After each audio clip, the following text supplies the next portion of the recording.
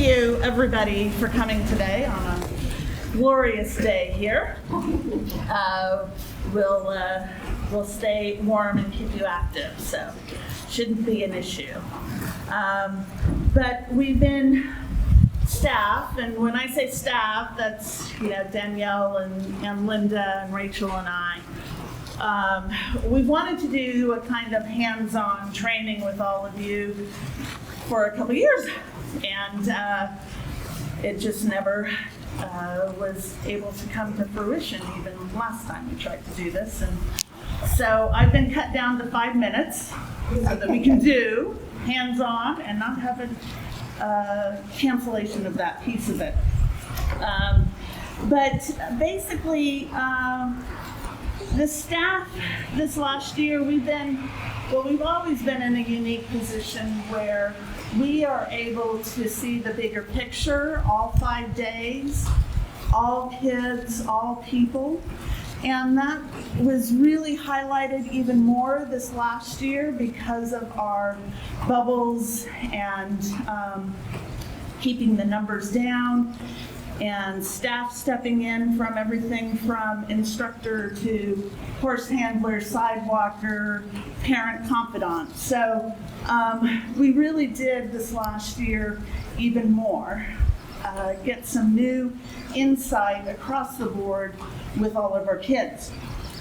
And so we started talking all throughout last year about our kids' skills and different things that we could do with the kids, and how what one student was doing could cross over to a student on a different day and how that might work. So we had our staff retreat in December, and it was one of the main things that we talked about is having a hands-on instructor meeting where we could talk about our students' skills and their progression. And we wanted to formulate a process. We wanted to give all of you the tools and a path for that process for a good, consistent progression for our students. So we talked about it at our retreat. We then asked Hillary and Mari to put down on paper all of the discussions we had already been having. We had more discussions. Thankfully, they said yes. They put it down on paper in a concise training format, and that's what we're going to do today. So we're very excited about this. There's a ton of information, a ton that we're going to be going through in 3 hours.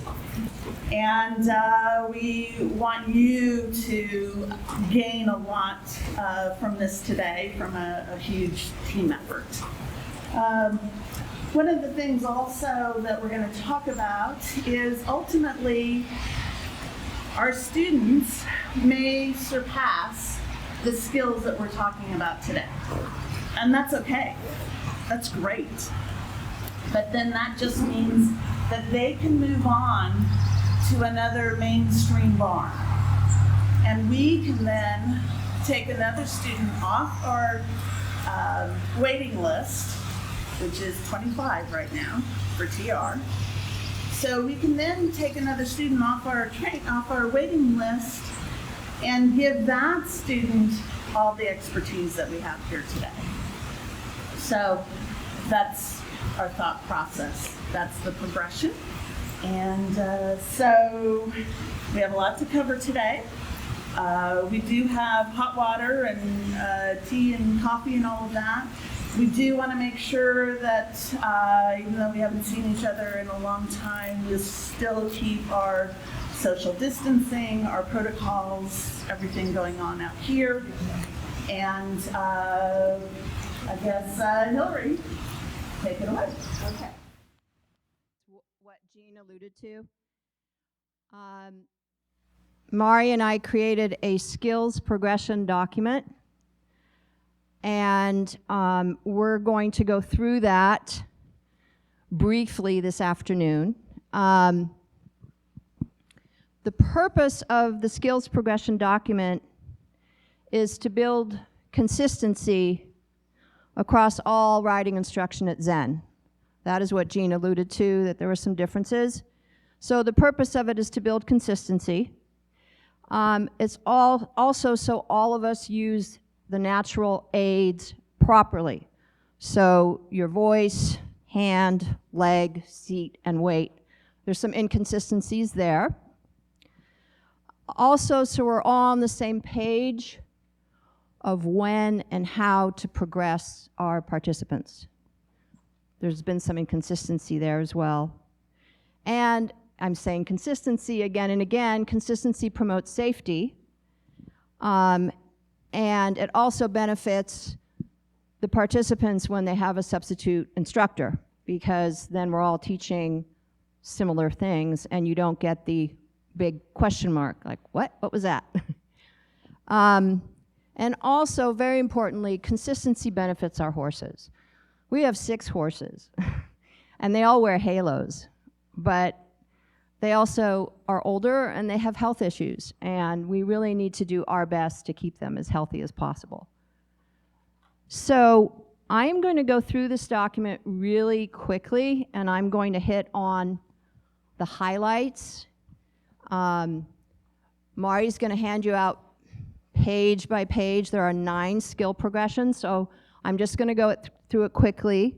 I'm going to ask that you hold your questions and your comments until we're done, because the riding portion of our program this afternoon will inform you more on this. Hopefully this document will be a guide. It'll be a resource. It'll be a reminder, a checkpoint. You know, have I gone through everything? Is my rider ready to move on? And also a source of discussion. You know, this is not hard and fast. And if you experience differences or something doesn't work, please share and discuss it. It's very important because we want this document to be something that's useful for everybody across the board. One thing to note, and I think Mari's going to touch on this too. Throughout this document, there is a reminder to check in on your fears and your reservations. I think everyone here has had a bad experience with a horse. I certainly have had my own. And that sticks with you. You know, and it may be that you got bucked off and you're a little nervous about having your participants trot again. Or you had a bad experience at the mounting block and you do not like to use the mounting block to get your horses, your riders, your participants on horses.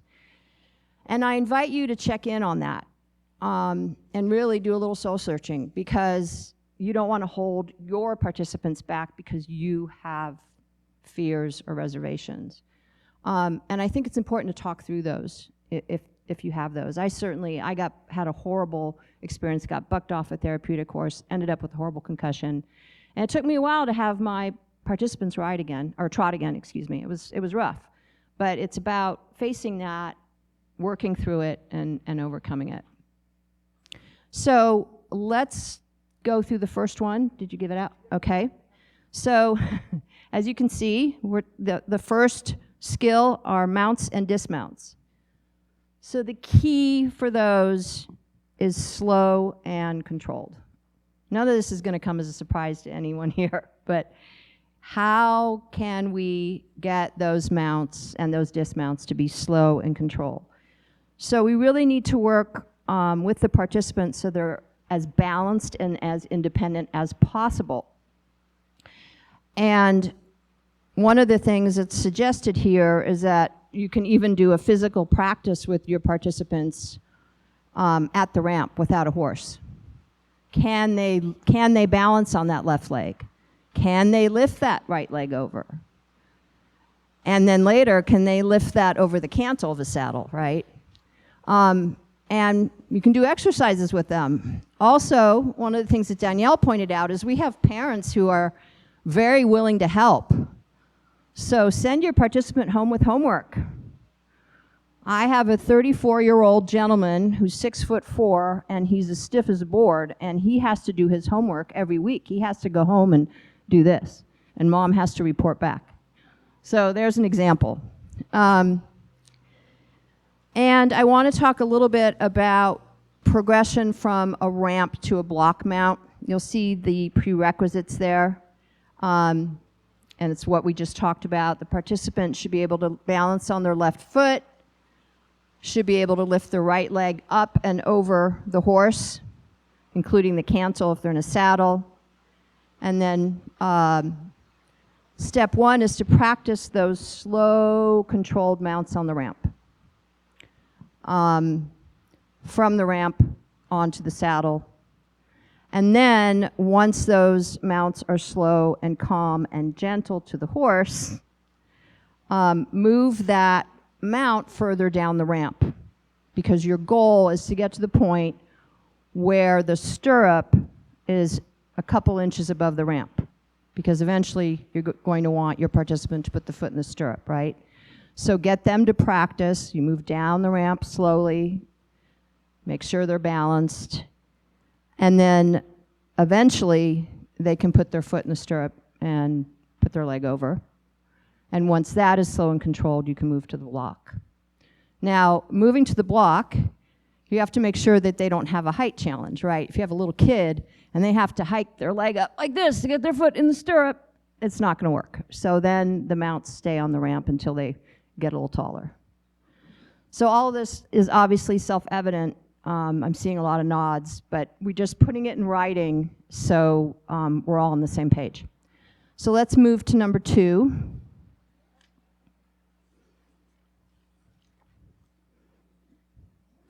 Oh, one thing about the mounts and dismounts that's important. We don't want to depend on the horse for additional support. In other words, if you're using the horse, you're asking your participant to hold on to the horse when they're dismounting or mounting. Number one, it's harmful to the horse, and number two, it's dangerous. If the horse moves away, you've lost your rider. So please be aware of that. And also, if you ask a volunteer to assist with mounting and dismounting, that volunteer needs to be properly trained. That is a path standard, MA2. So if you use a sidewalker to help you with the dismount, that sidewalker needs to be trained. And that sidewalker's name goes on a list that Xenophon maintains. So if you feel that you need that and you do that on a regular basis, check in with Danielle, because that volunteer needs to be properly trained and needs to be on a list, okay? Okay, so now we're on to skill number 2, riding in a surcingle, no reins, which is the next natural progression. And understand the skills progression document is written for someone who can go from starting in a surcingle with no reins all the way to riding independently. That does not apply to all of our participants. We understand that, but we just wrote it for someone who can go from A to Z. So, riding in a surcingle, no reins. Position, position, position. Balance, balance, balance. That is the goal. It is the foundation for all future progress. So it is absolutely critical. And there's some participants who'll never go past this point, right? It's all okay. So just take as long as it takes. We all know our participants have different abilities. And besides the participant being balanced, we want that participant to be comfortable and confident, and that may take a long time. So this is where we really establish the foundation on position on the horse, balance on the horse, getting those basic skills in place. Now, I do want to talk about something here, because at the bottom of this progression, it talks about trotting. I have taught at 3 other therapeutic riding centers, and it's only at Zen that I see us trot in a lesson on a regular basis. Many other facilities rarely trot, and they certainly don't trot with beginner riders. So I think we need to take a look at that, and the only reason I'm saying that is because we have horses who end up with very sore backs from riders bouncing on them. So I think we need to take a good, hard look. The lesson's only half an hour. Zen has tons of games. We have a trail. We have another arena. We have lots of options other than trotting. So we should really think about it and make sure that our rider is comfortable and balanced before we launch into trotting. Now, that said, I know that first trot is bouncy. I don't know. I don't think I've ever seen a rider, maybe one exception, Reed, who really just had that natural seat. But if you're teaching and your participant is bouncing all over the place and you've tried 3 times, stop. Do something else. Build that strength, that core strength, build that balance. Stay away from the trot for a little bit for the sake of our horses.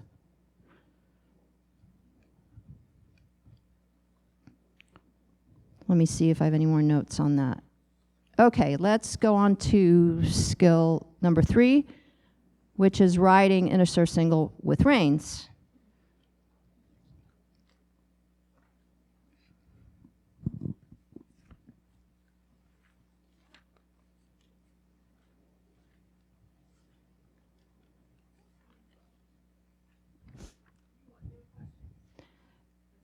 So, when you introduce reins to a participant, now you've thrown another balance question at them, right? So, it says specifically, same as skill number 2. So you're starting over again because you're introducing something new, something totally new that's very important. So you want to get that balance back again. So again, it's position, position, position, balance, balance, balance. So review all the items that you covered in skill 2 and take your time. Also, at Zen, we practice direct reining, not open reining. That's how the horses are trained.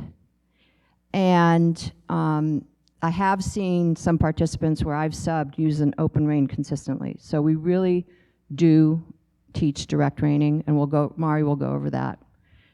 And that also helps with balance, because if the rider has an open rein, their body tends to go with them.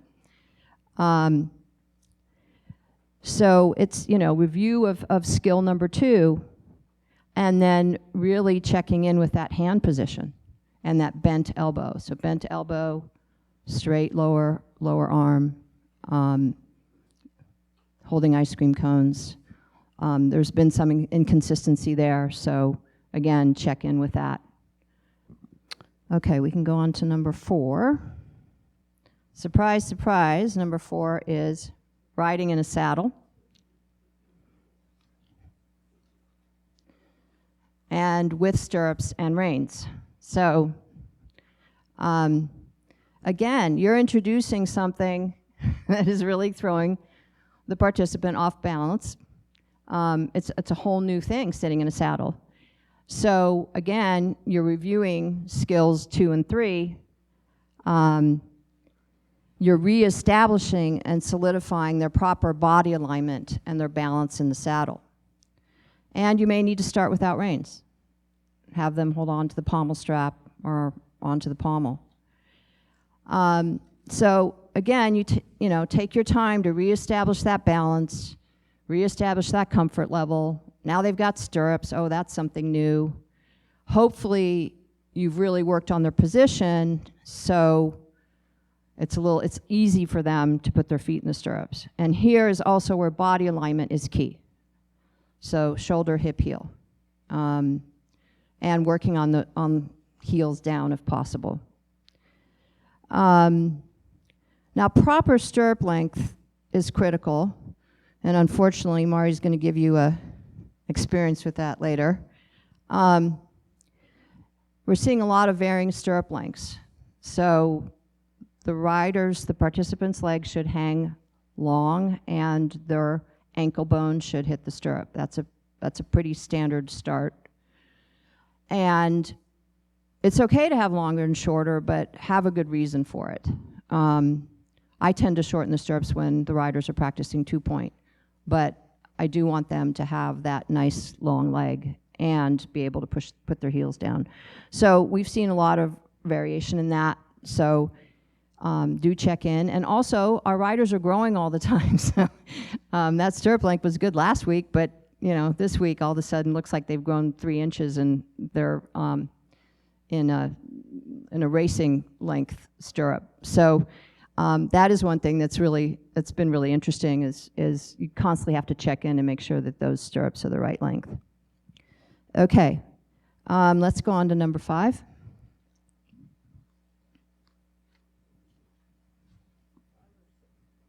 We're on 5, 2 point.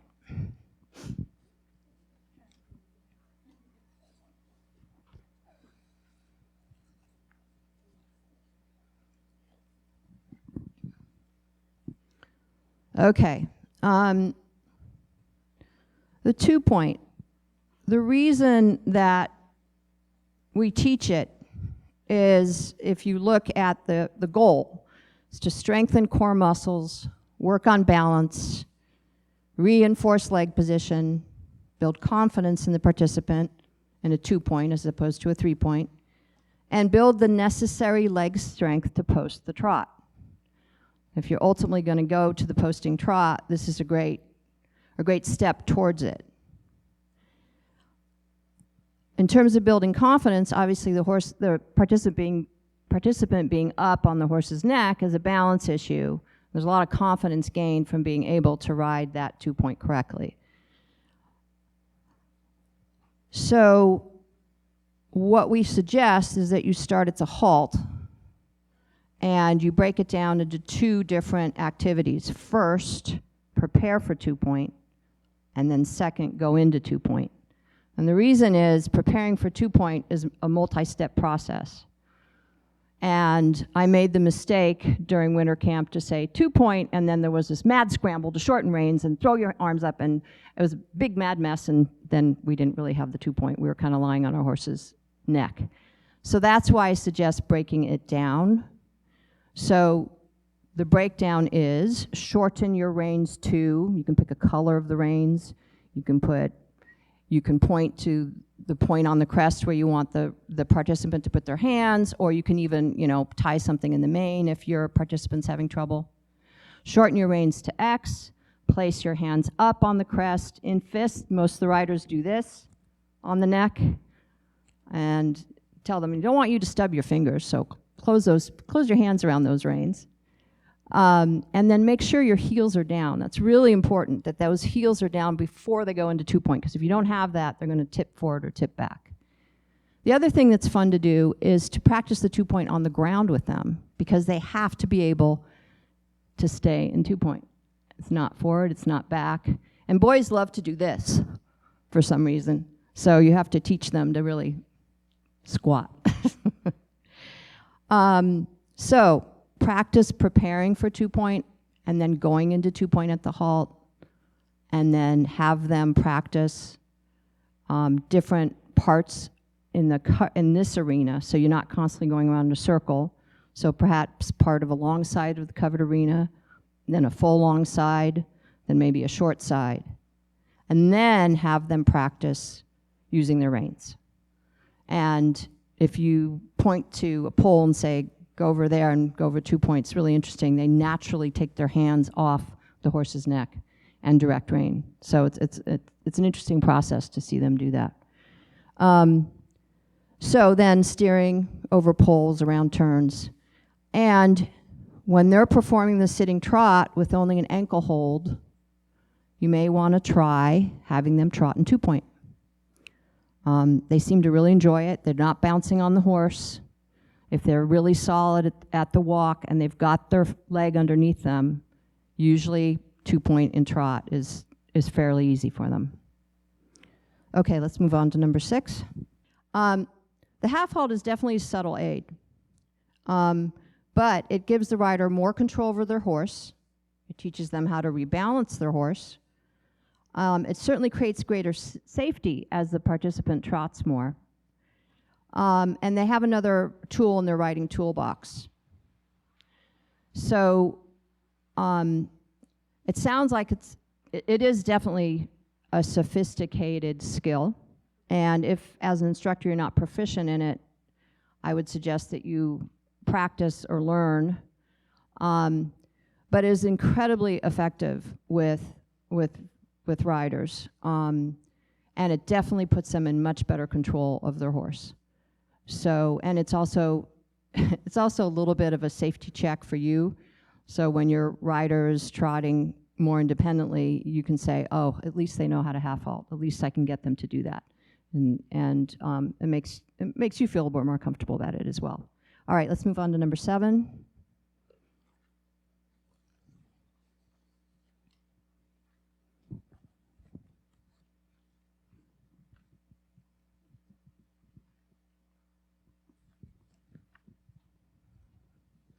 Number 7, the posting trot.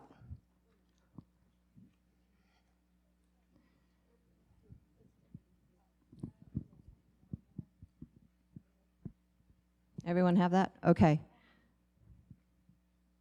So clearly the posting trot is an advanced skill. Your participants have to be in control of their body, their balance, while in motion and in rhythm with the horse. That's tough. That is a definitely advanced skill. So it takes coordination, balance, and core strength, which is why the 2-point is so important to practice before this. Because you'll see how strong your rider is. Can they keep their leg underneath them? And stay in balance with the horse. So start with posting at the walk, not around a turn. Posting at the walk, I know, is weird, awkward. It's not like the posting trot. But participants get a sense of rhythm and that up and down motion, and can they control that before they start at the trot? And then have them post at the trot in the covered arena only. The problem with the lower arena is it's like they're riding a 20-meter circle. That's tough to balance.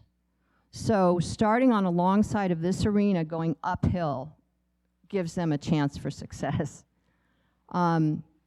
So we start with that, and if they don't want to use their reins to start and just focus on that up-down, holding on to the pommel or the pommel strap is a good idea. And then they're also not yanking on the horse's mouth, right?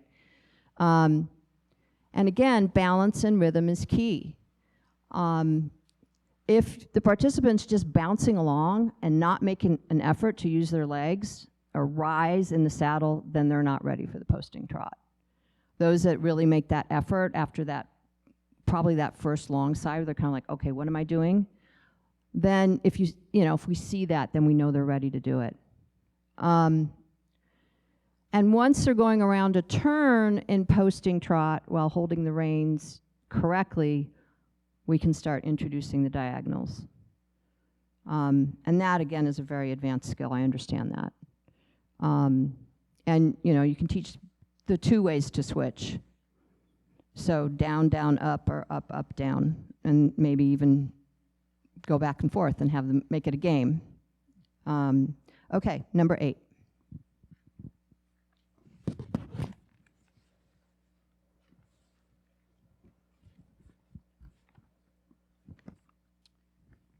Included in the skills progression document is also a chart of benefits and downsides of trotting. So you'll get that as well. We talked about that. And just something to keep in mind when we do have our participants trot. Okay, number 8, I'm going to go over this really briefly, and that's lateral work. So obviously lateral work is more complex, it's more subtle. And lateral work specifically I'm thinking about is turn on the forehand and leg yields. I don't think our horses really can do half pass at this point, maybe some shoulder in, but in terms of our participants, turn on the forehand and leg yields. So it's more complex. It involves timeliness. It involves multiple aids. But if they learn how to do that, then they can supple their horse. They can certainly control their horse laterally, and it gives them more tools in that toolbox. Okay, so let's go on to number 9, which is our last one.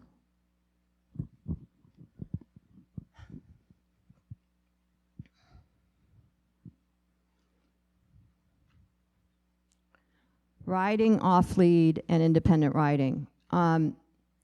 I know that we probably haven't really had that many guidelines towards this, so this is aimed to kind of help with that and to kind of be also, okay, is my rider ready for this? Let me check things off and see if that is the case. So they must be proficient in the following before they ride off lead. They have to be very balanced in the saddle, proper shoulder, hip, heel alignment, heels down, hands in proper position with soft elbows, looking the direction of travel, and all of that with very infrequent reminders from the instructor. Then you know they're ready to ride independently. Also, and this is a challenge, they should be able to halt the horse to a complete stop on command. And one of the things, this was a gift from another instructor that I learned, is to do the halt test. So you have your horse handlers and your sidewalkers, and you ask that rider, say, halt at E, and have the participant halt the horse, but the horse handler and the sidewalkers keep walking. So it makes it super hard. But that is how they learn to stop that horse, because the next time they're smarter and successful. So that I found very useful. So they have to be able to halt their horse to a complete stop. They have to be able to use direct reining correctly and turn the horse on command. They have to know how to use correct leg aids, and they should be able to trot the horse up the long side of the covered arena in sitting trot. Why? Because if that horse decides it's going to trot, you better be sure that the participant can hopefully stay on. They should be able to ride in 2-point the entire long side of the covered arena. Again, that's about balance. What if the horse takes off and they lean forward? Oh, I've done that before. So you have that. Sidewalkers are shadowing at the walk and only doing an ankle hold or less at the trot. Obviously, they're moving towards that independence. And the horse handler has consistently led the horse on a loose lead rope and allowed the participant to make mistakes and learned how to correct them. A conversation needs to take place between us as the instructors and the participant's parent if we're going to take that participant off lead. We need to let them know that that's going to happen, and it has some inherent risks greater than when they're on lead. I think most parents would welcome their child becoming more independent, but I think that conversation does need to be had, and it's recommended that we do that. So gradual steps to independence. First, the horse handler unclips but stays at the horse's head, and the sidewalkers continue to shadow. Conduct the halt test to make sure that your participant can halt independently. Then the sidewalkers step away, but they do not leave the arena. Use your sidewalkers, have them be at one corner, dangerous, scary corner, and just standing there. It's wonderful to have them when you need them. And they're not near the horse, so the horse won't feel them, and the riders will be more independent. And then finally, the horse handler slides back into the sidewalker position or a couple steps out to the side, attentive and ready to control the horse. And that's as far as Xenophon would like to go in terms of independence. Anything beyond that is beyond the scope of Xenophon at this point. Now, I know that you had some horses that used to be able to canter. Those horses cantered in hand. We don't have those horses here anymore. And as you probably know, these horses will trot and then trot faster and faster and faster and then maybe pick up the canter. And then what about that downward transition?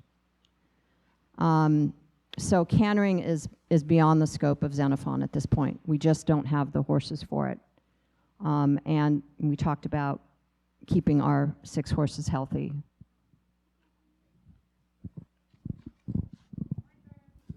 Can you guys hear me okay?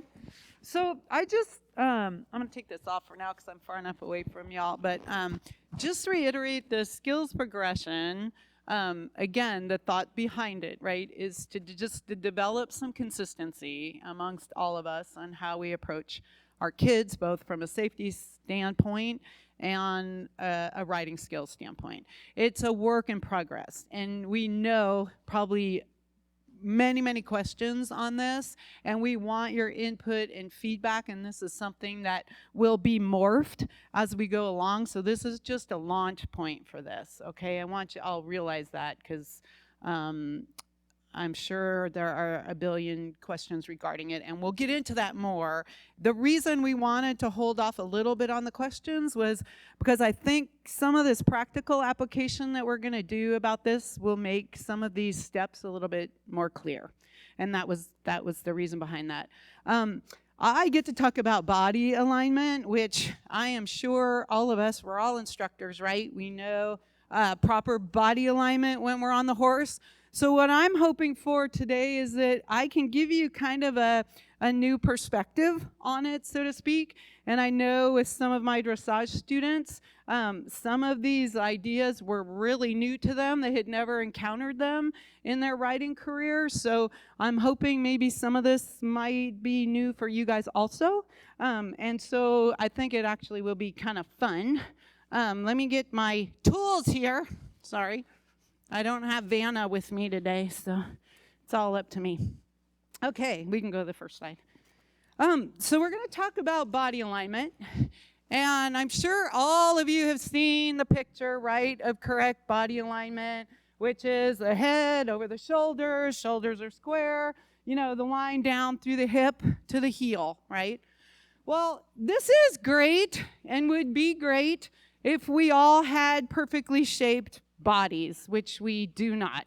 So really, this is way harder than it looks, because you have so many factors that are going to influence, I'm sorry? Oh yeah, please, you can give that out, sorry. But we have so many factors, you know, that influence this. I can remember, you know, an instructor with their voice just reverberating in my ear, you know, get your leg back, keep your hip aligned. Okay, that's great, but it's way hard to do. And it's influenced by how long a leg we have, how big a torso we have, what's the horse we're riding. So, you know, we're not perfect. And I'm sure even Charlotte Dujardin on Valero has her tough time too. And we're not all able to have a custom-made saddle that fits us perfectly and keeps our leg in the proper position. So we fight a lot of things to try to attain this perfect rider goal. And it is not easy. So we're going to kind of go through what is entailed to at least get us moving in this direction, okay? And what difficulties we encounter, which is going to be even more emphasized by the children we teach, right? They come to us with partial hemiplasia. They come to us with curvatures of the spine. They come to us with some really odd body shapes. So we're going to kind of look at that and see, okay, how is that going to influence our proper riding position? What can we do about that? Okay, we can go to the next slide. So, you know, there's a couple positions here, right? But if we look at the picture on the right, we got a lot going on there. And how many of you have seen something like this, right? We get out of alignment, we got our head to worry about, we got our shoulders to worry about, what the heck's our pelvis doing, what's our leg doing, and then we can start to see how when we're not correct, our horse falls apart, right? We start influencing them in a negative way, either through our hands, through our pelvis, through something where we start creating some problems on our horses. So that's why we're going to look at this a little more carefully. Okay, right, so we can go to the next one. I love this picture because it's so crazy. I don't know if you can see it very well, but it's way dramatic, right? We couldn't ask for a worse position than we see this rider in. But what I want to start talking about is having you think of how we sit on a horse a little bit differently. And there's absolutely no laughing in my drawing here, okay, you guys? So if this is our horse's neck, here's their back, right? We'll put a little ear here. here's our rider. That's their torso, and here's their leg, okay? We want to start thinking about when a rider gets on a horse, they immediately become a cantilever, right? This whole top part of their body is a cantilever out over the top of the horse. This point at which their bottom hits the saddle, that's the fulcrum. Okay, so this is the point over which these two cantilevers rotate. So this is the bottom part of the cantilever, right? And this is the upper part of the cantilever. So ideally, we want these up and down, right? That's what's going to create the balance point here at the point of our fulcrum. But it's pretty hard on a moving thing to keep this fulcrum up and down. And there are all kinds of things that are going to influence this fulcrum and how it moves, okay? So we can negatively influence this way by this part coming that direction, right? We can, I'll grab a different pen just so we know what we're seeing here. We can influence the fulcrum this way, right, by moving this bit that way. So it's pretty basic. If we look at the back of this rider from the rear, we also can influence the cantilever right or left, right, depending on which way that rider's leading. So we're going to talk about the things that influence both the bottom and the top of the cantilevers here, okay? It influences this pivot point either negatively or positively, okay? So that's kind of what we're going to do as we go through this. So the first thing we're going to kind of look at is we're going to look at the bottom cantilever portion, okay? What's going to affect this bottom part of the cantilever? And the first thing we're going to talk about is leg position, okay? So can we go back one slide, Rach? So the reason I put this picture up here, what can you kind of see? And I know it's a little hard, I'm sorry, with the light, but what can you kind of see about this rider's leg position? Forward, okay? This is what we call the classic chair position. It's like, you know, if you look how you're seated right now, right? You're seated in a chair, your leg is out in front of you.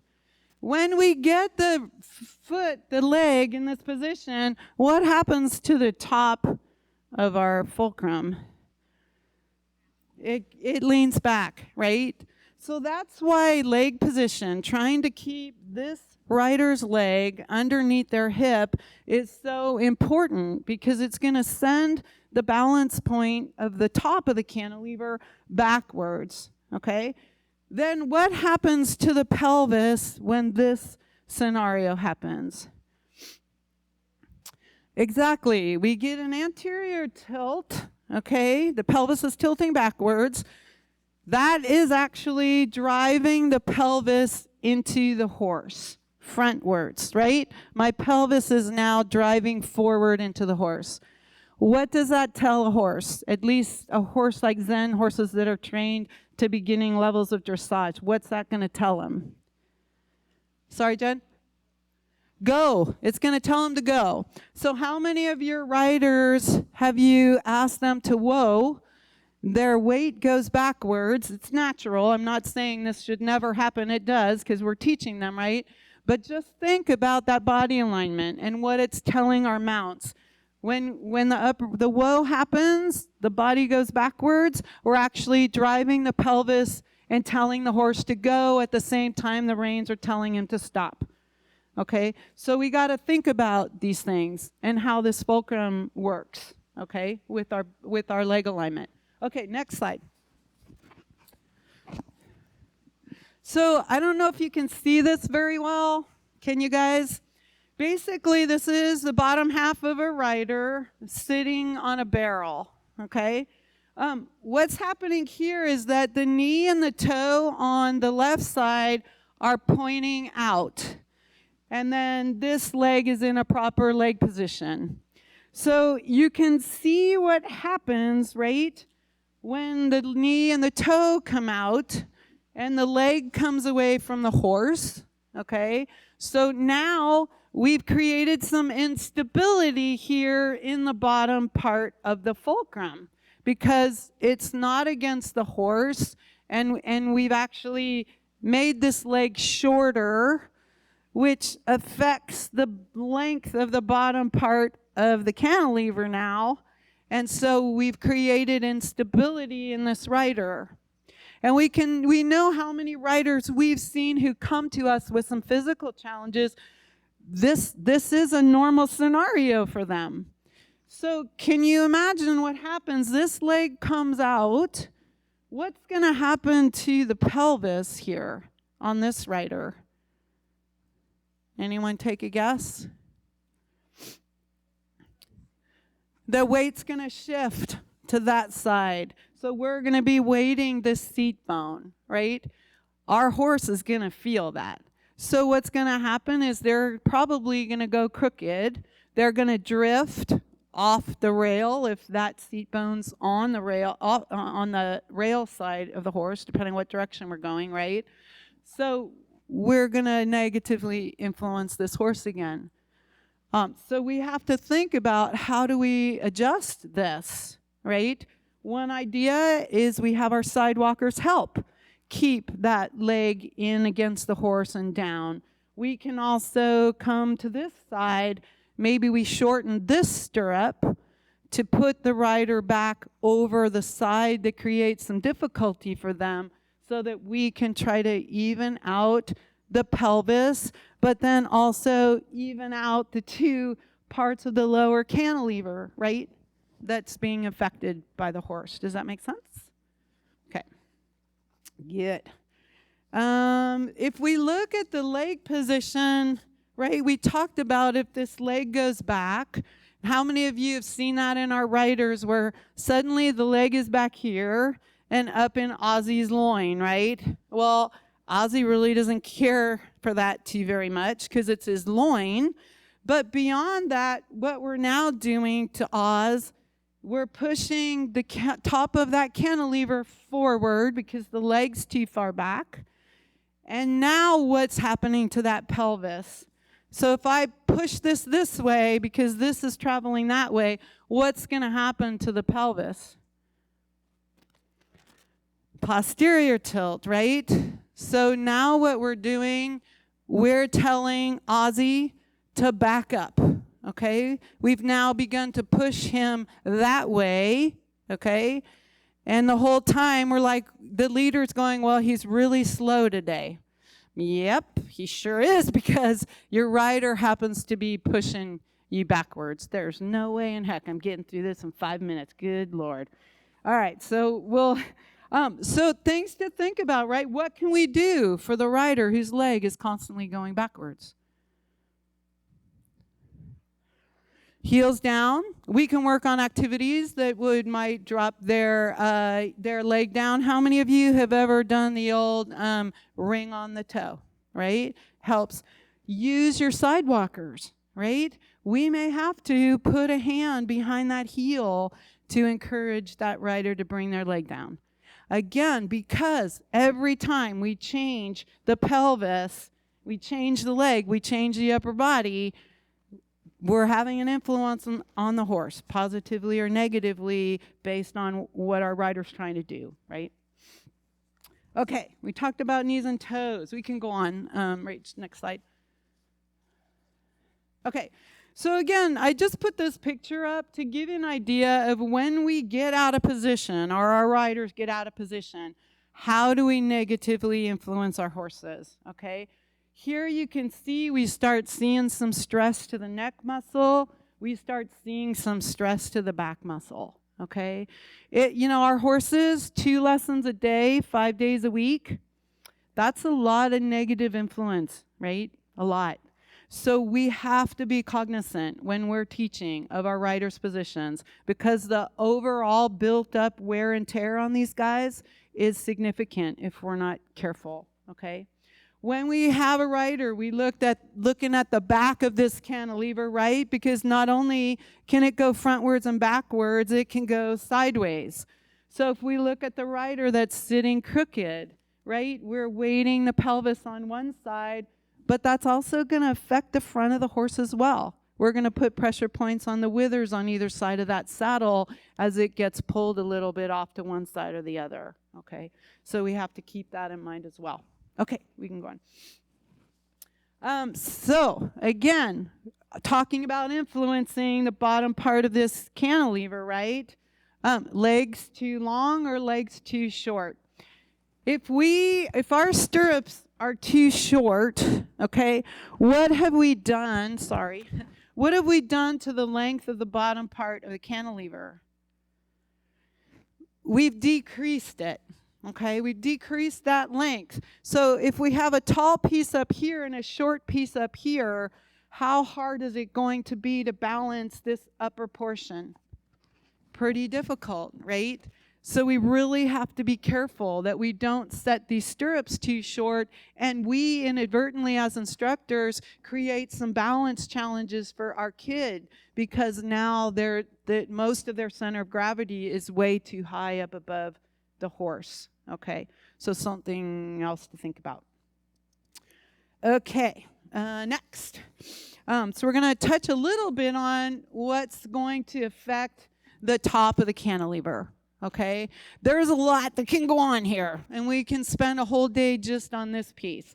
The head, the shoulders. But I really want to focus in a little bit on the arms. Because even the students I teach, sometimes the arms are out here, okay? If you have that scenario on your cantilever, right? And sorry, I don't mean to beat this with like a dead horse. A little pun there, but no, it wasn't funny. If you add an arm that's out this way, okay, what's going to happen to our cantilever, right? We're going to go forward. It's going to go forward. You've now weighted this side of it, and so you're going to pull the rider forward. The rider's going to come forward. It's natural for that to happen, okay? The other thing about that straight arm position is if that horse roots his head, Ozzy's famous for that, right? He wants that rein back just an inch. What's going to happen to your rider? You've already have this cantilever wanting to go forward. That horse roots his head, and your rider's going to topple right down over the horse. So arm position is super important. If this arm were to come here and come out there, how much do you think I'm influencing the upper part of that cantilever? Not much. I'm creating some stability there, right? I've got my arms in against my sides. They're bent. I'm pretty solid up here. I'm out here. I'm not so solid anymore, okay? And then if you can look at this picture, right, we've seen this position in our kids, and for some of them it's super hard. The rounded back, the weak back, what happens to the pelvis? Forward, right? We're driving the horse. So you know that, gosh, Go-Go can't settle down today. I'm not sure what's going on with her. Yes, it might be the rein. It might also be the fact that that kid is keeping constant pelvis push on Go-Go's back, and she knows it, and she's trying to go faster because that's what the rider's telling her to do, okay? Again, a few more shots depending on those outward arms. It really affects the pelvis, and it's really going to affect your cantilever, okay? All right, let's move on to the next slide. So I came across this as I was looking for things, and I watched this video this British lady did on proper riding position, and it was fabulous. And I looked everywhere for a picture like this, so please don't tell anybody because I pilfered this off of her video. But I thought, because we're going to talk a little bit about body shape, and you could do a whole seminar on body shape on riders. But this would be the ideal rider. If we were built for riding, right? We'd have a small head, we'd have narrow shoulders, we'd be flat-chested, no boobs, sorry girls.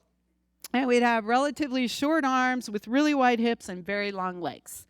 Oh yeah, okay, that's not going to happen. So how do we work with the body shapes we have and the horses we have? So let's go on. So Body shapes. How many of you guys have heard the terms ectomorph, mesomorph, or endomorph? Okay, basically those are the 3 body types in people. Why is that important? And actually, it is everything in writing. And I'm hoping maybe this is something you haven't thought about before. But basically, you can have the really long torso with a shorter leg. You can have a longer leg with a really short torso. Or you can kind of have something in the middle. You can have the broad-shouldered person. You're going to see that a little bit more in men than in women, where you have the more triangular shape, okay?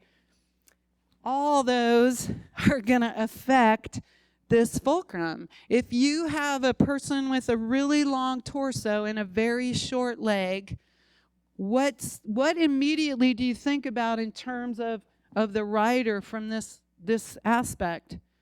They're going to be top heavy, right? It's going to be really, really hard to keep that cantilever balanced because most of the weight is above the fulcrum, not below it. Okay, that's why the ideal rider has a really long leg, because most of the weight on the cantilever is below the fulcrum, right? Not above it.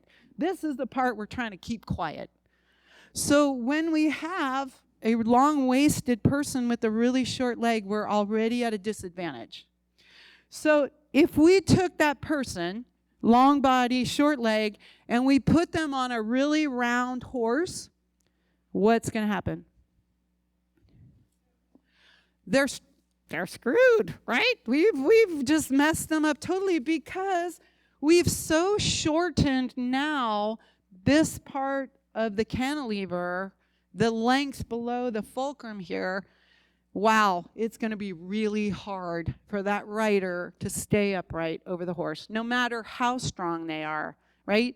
I mean, we have fundamentally, according to physics, put them at a huge disadvantage. So really important, you've got to look at your rider shape, right? And then choose the mount. If we have a rider, really long torso, short legs, go-go might be a better choice for that rider, right? Because it's going to allow that leg to get longer, give her a little more balance below the fulcrum. She's going to be more successful already before we've done anything else, right? Now we have all this other stuff to think about too.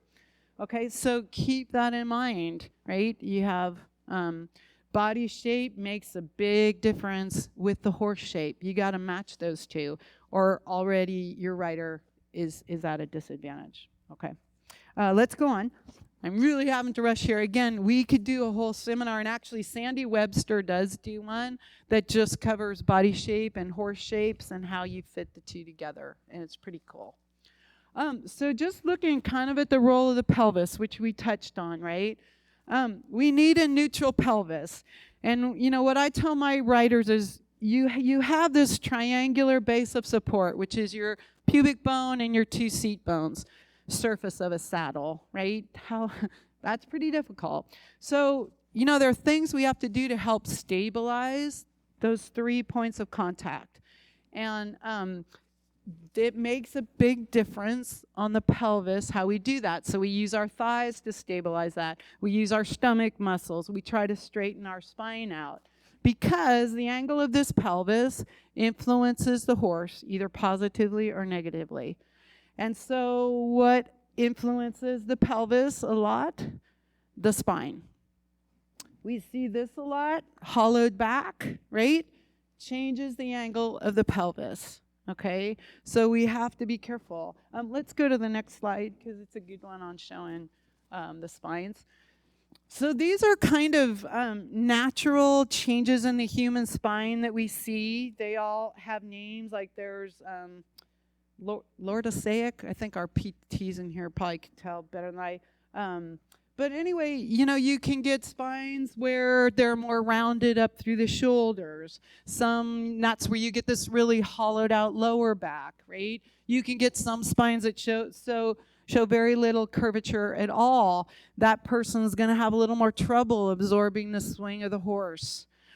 So the spine is really important, and I know our kids come with issues regarding their spines. we as instructors then have to try, what can we do to strengthen other parts of their bodies that might help that spine straighten out or help change the angle of their pelvis on the horse relative to what their spine is doing. So these, again, are things as our riders ride that we look for, okay? What would happen with the rider here with scoliosis? Remember, we talked about looking this way from behind at the rider. Are they tipped to the right or are they tipped to the left? We have a rider with scoliosis. They're naturally going to be tipped one way or the other. So maybe a rider like that, we need to wedge one side of the saddle, a little foam wedge, something, like this. Well, we could use that one. We also have this guy.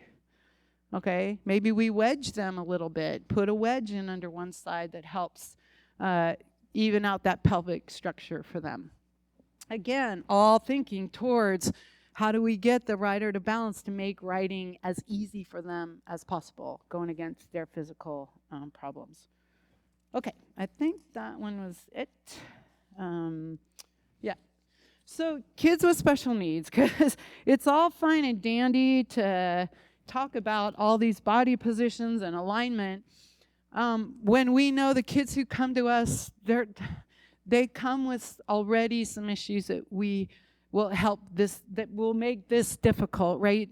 So one, we need to be cognizant of how our body alignment affects the balance of the rider, but as well as how it influences our horses, okay? Because it can be a really negative experience for them. We have to remember that body shape of the rider and body shape of the horse can either complement or detract from each other, right? We can already put our rider at a disadvantage based on the mount we choose for them because of their body type, right?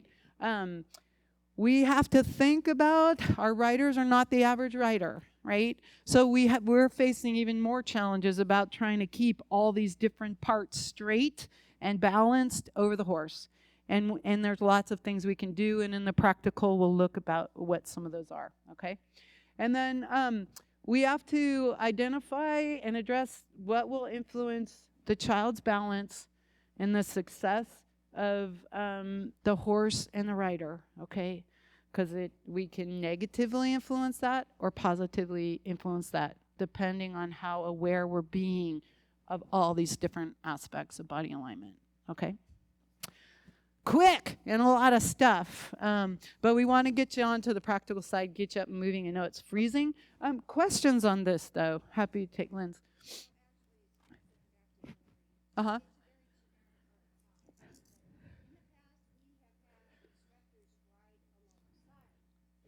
Mm-hmm.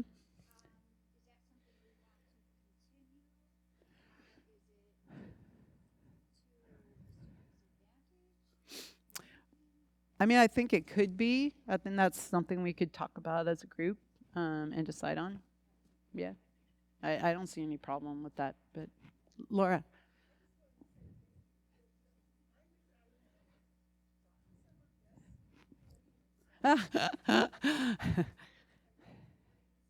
Good. Good.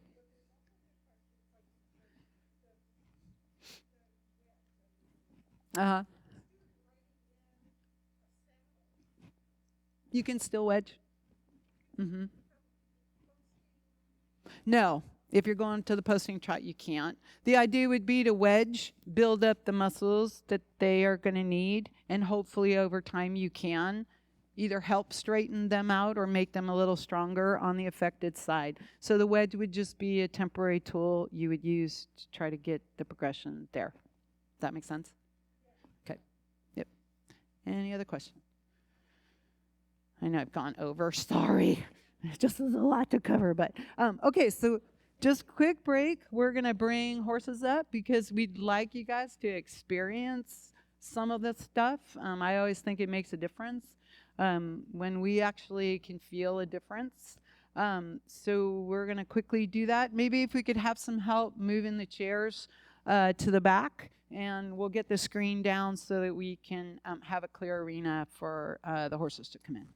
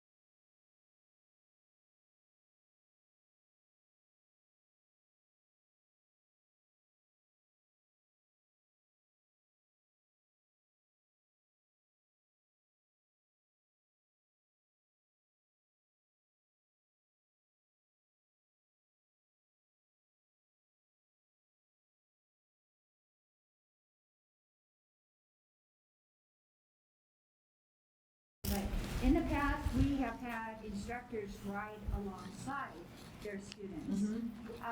Is that something we want to continue? Is it to the student's advantage, mimicking? I mean, I think it could be. I think that's something we could talk about as a group and decide on. All right. Yeah. I don't see any problem with that. Laura? I just wanted to say thank you. I wish I had gotten some of this 20 years ago. So it's a great starting point. Good. Good. But there's all sorts of questions like the putting the wedge underneath. A student writing in a saddle. You can still wedge. You could, so posting, No, if you're going to the posting trot, you can't. Okay. The idea would be to wedge, build up the muscles that they are gonna need, and hopefully over time you can either help straighten them out or make them a little stronger on the affected side. So the wedge would just be a temporary tool you would use to try to get the progression there. Does that make sense? yeah. Good. Any other questions? I mean, I've gone over, sorry. Just a lot to cover, but, okay, so just a quick break. We're gonna bring horses up because we'd like you guys to experience some of this stuff. I always think it makes a difference when we actually can feel a difference. So we're gonna quickly do that. Maybe if we could have some help moving the chairs to the back. And we'll get the screen down so that we can have a clear arena for the horses. We've already started staffing, so you guys can just